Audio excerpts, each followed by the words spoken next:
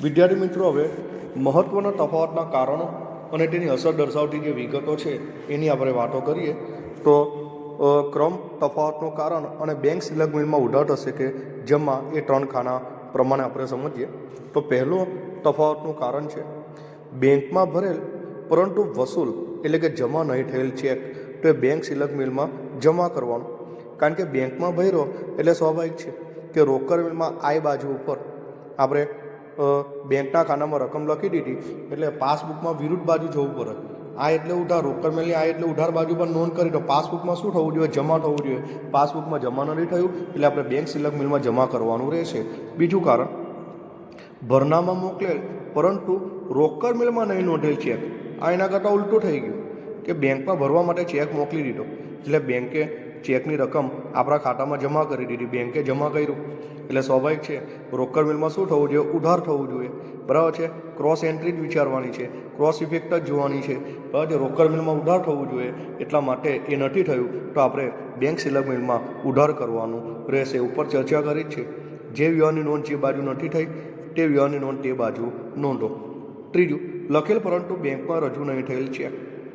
Check લખીને કોઈ વ્યક્તિને આપ્યો, બરાબર છે, એટલે આપણે રોકડ મિલમાં વ્યય બાજુ તો નોંધ કરી દીધી પરંતુ પાસબુકમાં હજુ એની ઉધાર અસર થઈ નથી તો આપણે બેંક સિલક મિલમાં ઉધાર કરવાનું. ચોથું, લખેલ પરંતુ રોકડ મિલમાં નહીં નોંધેલ ચેક.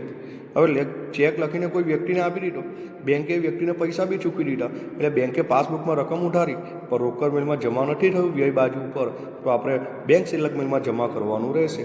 પાંચમું, બેંકે જમા કરેલા વ્યાજ જે ફક્ત પાસબુકમાં નોંધેલ છે, ભાઈ બેંકે જમા કર્યું એટલે સ્વાભાવિક છે કે એની વિરુદ્ધ અસર આવશે રોકડ મિલની આઈ બાજુ એટલે આપણે ઉધાર કરવાનું રહેશે.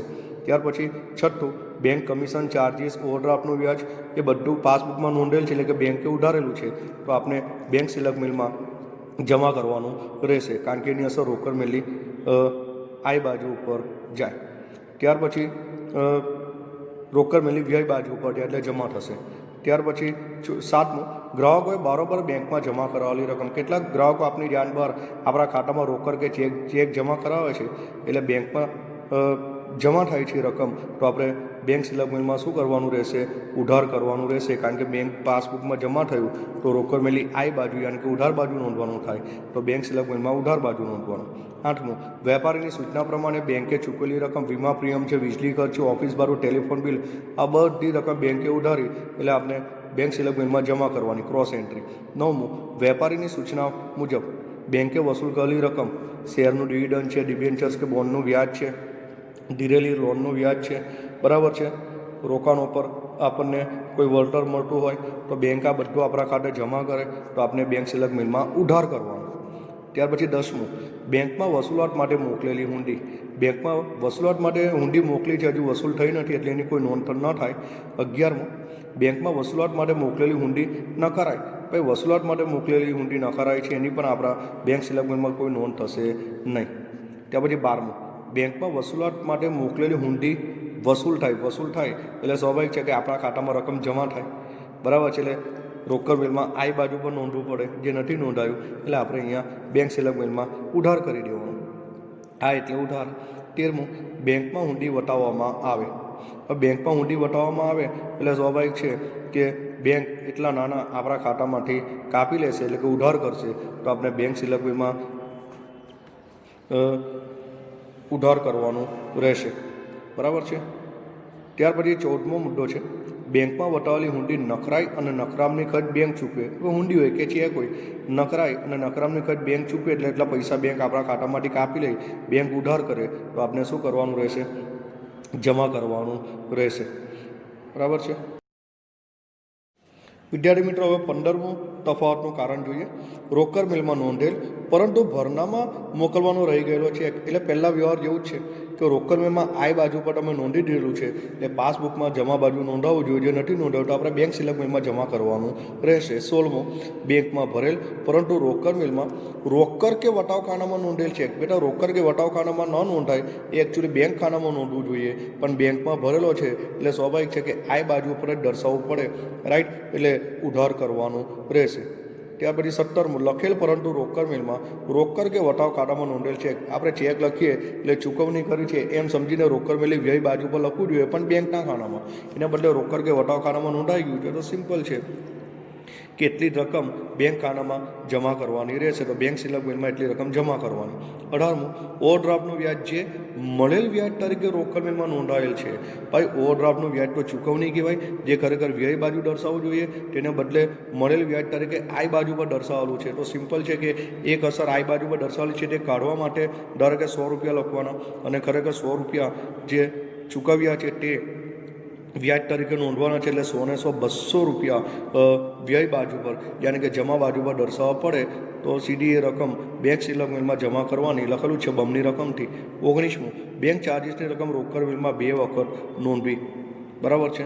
હવે બેંક ચાર્જિસની રકમ એ રોકડ બિલમાં વ્યય બાજુ ઉપર એક જ વખત નોંધવાની હોય, પણ તેને બદલે 2 વખત નોંધી તો એક ધારો કે 200 રૂપિયા નોંધાઈ ગયા, 100 ને બદલે તો 100 રૂપિયા કાઢવા માટે આઈ બાજુ પર એટલે કે ઉધાર બાજુ ઉપર તમારે 100 રૂપિયા લખવા પડે. એ આઈ બાજુ એટલે કે ઉધાર બાજુ એટલે બેંક સિલક બિલમાં પણ ઉધાર કરવાનું રહેશે. ત્યાર પછી 20મું ઉધાર બાકી ભૂલથી જમા બાકી તરીકે આગળ ખેંચી હોય. બરાબર છે. તો સિમ્પલ ઉધાર કરવાનો આ વ્યવહારની રકમ પણ બમણી રકમથી. બરાબર છે. કારણ કે એટલી રકમ ઉધાર તો કરવાની જ છે, પણ જમા તરીકે જે રકમ લીધેલી છે તે બી કાઢવાની છે. એટલા માટે ઉધાર કરવાનું બમણી રકમથી. 21મું એના જેવું જ છે. જમા બાકી ભૂલથી ઉધાર બાકી તરીકે આગળ ખેંચી હોય તો જમા લખવાનું છે. જમા બાકી છે એટલે પણ ઉધાર બાકીની એક એન્ટ્રી કાઢવા માટે અને જમા બાકીની સાચી એન્ટ્રી લખવા માટે એમ બમણી રકમથી જમા કરવાનું રહેશે. ત્યાર પછી 22મું 22, 23, 24 અને 25માં એક ખાસ વસ્તુ યાદ રાખવાનું. સરવાળાની વાત છે. જો સરવાળો વધુ રકમથી લેવાયેલો હોય તો વધુ એટલે વિરુદ્ધ વ યાદ રાખવાનું, અને ઓછું હોય તો એ જ બાજુ અ યાદ રાખવાનું. ઓકે. તો 22મું રોકડ મેલી આઈ બાજુ બેંક ખાનાનો સરવાળો ભૂલથી વધુ ગણાયો હોય. ચલો વધુ ગણાયો છે અને આઈ બાજુ એટલે ઉધાર બાજુ, તો આપણે જમા કરવાનું વિરુદ્ધ બાજુ. રોકડ મેલી વ્યય બાજુ યાની કે જમા બાજુ બેંક ખાનાનો સરવાળો ભૂલથી વધુ ગણાયો, તો જમા બાજુનો સરવાળો વધુ ગણાયો તો આપણે ઉધાર કરવાનું. ત્યાર પછી 24મું રોકડ મેલી ઉધાર બાજુ બેંક ખાનાનો સરવાળો ભૂલથી ઓછો ગણાયો હોય. ઓછો હોય તો એ જ બાજુ ઉધાર બાજુનો સરવાળો ઓછો ગણાયો તો ઉધાર જ કરવાનો એટલી રકમથી. અને 25મું રોકડ મેલી વ્યય બાજુ યાની કે જમા બાજુ બેંક ખાનાનો સરવાળો ભૂલથી ઓછો ગણાયો હોય તો જમા બાજુ સરવાળો ઓછો ગણાયો ઓછો હોય તો એ જ બાજુ, તો જમાનો જમા જ કરવાનું રહેશે. વિદ્યાર્થી મિત્રો, હવે બેંક સિલક બિલનો નમૂનો જોઈએ તે પહેલાં 2 બાબત ખાસ જેની આપણે ચર્ચા કરી છે કે જો રોકડ બિલની આખરની બાકીની દાખલાની શરૂઆત કરી હશે તો અંતિમ જવાબ પાસબુકની આખરની બાકી મળશે, અને જો પાસબુકની આખરની બાકીની દાખલાની શરૂઆત કરી હશે તો અંતિમ જવાબ રોકડ બિલની આખરની બાકીથી મળશે. ઓકે. આ પદ્ધતિએ બેંક સિલક મેલ તૈયાર કરવાનો નમૂનો નીચે મુજબ છે. ઉધાર જમાની રીતથી શ્રી ડોટનો તારીખ ડોટના રોજનો બેંક સિલક મેલ. બરાબર છે. પહેલું ખાનું તારીખ કે ક્રમ આવશે, ત્યાર પછી બીજું ખાનું વિગત, ત્રીજું ખાનું ઉધાર રૂપિયા અને ચોથું ખાનું જમા રૂપિયા આવશે. બરાબર છે. અને વિગતની અંદર તફાવતના જે કંઈ કારણો હોય એ તમારે લખવાના રહેશે. જે વ્યવહારની નોંધ જે બાજુ ન થઈ હોય સિમ્પલ તે વ્યવહારની નોંધ તે બાજુ કરવાની રહેશે.